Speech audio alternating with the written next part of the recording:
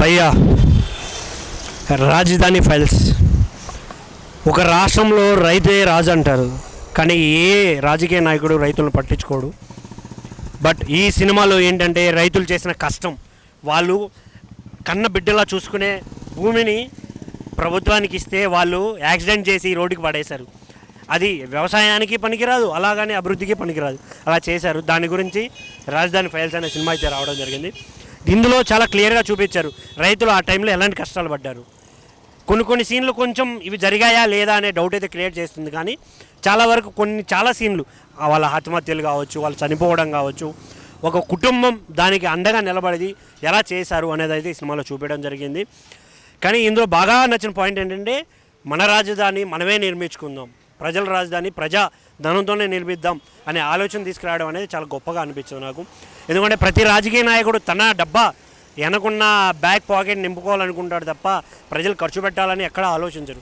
ఈ విషయం అయితే చాలా అంటే చాలా కొత్తగా అనిపించింది నాకు. సినిమాలో బీజిఎమ్స్ కానీ, మణి శర్మ గారు ఇచ్చిన మ్యూజిక్ కానీ, కొడాల నాని గారి గురించి ఒక పాట అయితే చేయడం జరిగింది ఈ సినిమాలో. అది కూడా రియాలిటీని బేస్ చేసుకొని చేయడం జరిగింది. ఏది గుడివాడ కెసినో గురించి. అది కూడా చాలా బాగా ఇంట్రెస్టింగ్ అనిపించింది, ఎందుకంటే వాళ్ళు చెప్పే ఒక్కొక్క పాయింట్ రియల్గా జరిగింది అనేలాగా అయితే చూపించారు సినిమాలో. నాకైతే ఓకే, ఇది రియల్గా జరిగిందా అనే పాయింట్ అయితే నాకు అనిపించింది. థియేటర్కి రండి, ఎంజాయ్ చేయండి సినిమాని, సినిమాలో చూడండి, ఓటును మాత్రం ఆలోచన చేయండి. Thank you. భయ్యా, రాజధాని ఫైల్స్ ఇప్పుడు చూశాను భయ్యా. సినిమాలో ఒక పాయింట్ అయితే నాకు బాగా నచ్చింది. అంటే జనాలు 33,000 ఎకరాలు అసలు ఒక రాజధాని కట్టడానికి ఇవ్వడం అనేది అది చాలా గొప్ప విషయం అనమాట. అది నాకు చాలా మంచిగా అనిపించింది. ఆ రాజధాని నిర్మించడానికి ఇచ్చిన భూమిని వీళ్ళు ఎట్లా ఏం జరిగింది అనేది ఫస్ట్ హాఫ్లో అంతే చూపిస్తారు. సెకండ్ హాఫ్లో ఏంటంటే సెకండ్ హాఫ్లో అంటే బాగుంది బ్రో సినిమా మొత్తానికి అయితే ఓకే, కానీ ఎటేటో తీసుకెళ్ళిపోయారు. అదొకటి ఇదే అవ్వలేదు అని ఒక పాయింట్ అయితే నాకు నచ్చలేదు. జగన్ని ఆ క్యారెక్టర్ ఏదైతే ఉందో అందులో సీఎం క్యారెక్టర్ని పబ్జీ ఆడడం అది అసలు నాకు నచ్చలేదు.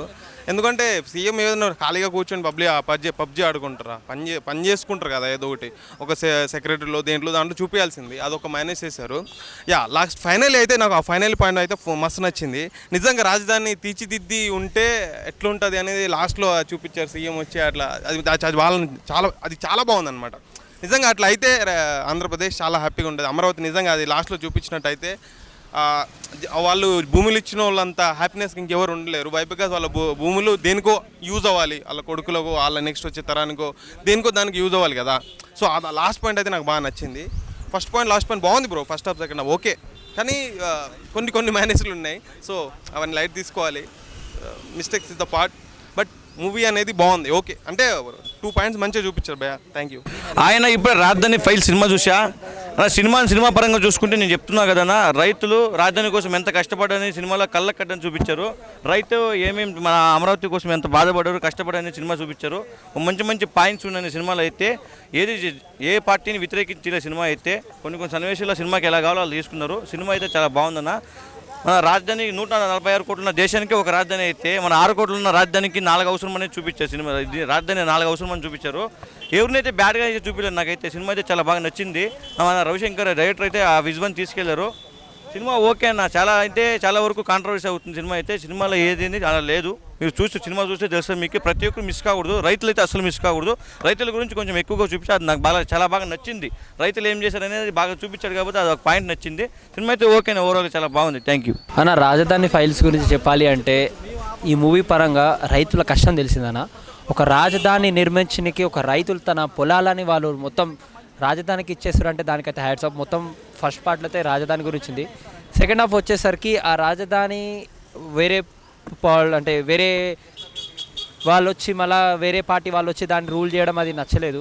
ఆ పాయింట్ ఆఫ్లో వాళ్ళ స్ట్రగుల్ లైఫ్, వాళ్ళు కష్టపడి మళ్ళీ రాజధానిని వాళ్ళకి కావాలి అనే పోరాటంతో ఫైనల్గా ప్రజా పరిపాలనతో వచ్చారు. అంటే ఈ ప్రజా పరిపాలన ఎట్లా వచ్చారంటే తెలుగువాడి రక్తంతో ఉన్న ధైర్యంతో వచ్చారు. కాబట్టి ఇలాంటి మంచి మూవీ ప్రజలందరూ చూడాల్సిన సినిమా. ఆంధ్ర వాళ్ళు ప్లీజ్ దయచేసి చూడండి. తెలంగాణ పౌరుడిగా చెప్తున్నా, ఒక రైతు తన కష్టపడి తన పొలాన్ని పంట పండుకొని ఆదాయం చేసుకుంటాడు. అలాంటి ఆదాయం వదులుకొని మన దేశం బాగుపడతాడంటే అలాంటి భూమిని ఇచ్చేశాడు రాజధాని గురించి. అదొక బాధ నాకు చాలా బాధాకరంగా ఉంది.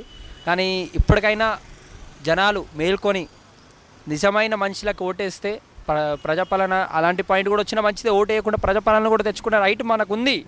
అలాంటి పాయింట్ మీరు తెచ్చుకోవాలని మనస్ఫూర్తిగా కోరుకుంటూ, ఇలాంటి మంచి మూవీ ఇచ్చిన వంటి డైరెక్టర్, ప్రొడ్యూసర్, టీం అందరికీ థ్యాంక్ యూ. అండ్ ఇలాంటి మంచి మూవీస్ ఇంకా ఎన్నో మన బయోపిక్స్ అంటే మన తెలియని నిజాలు రావాలి. ఇలాంటి మూవీస్లో వస్తేనే మన జనాలకు తెలిసేది.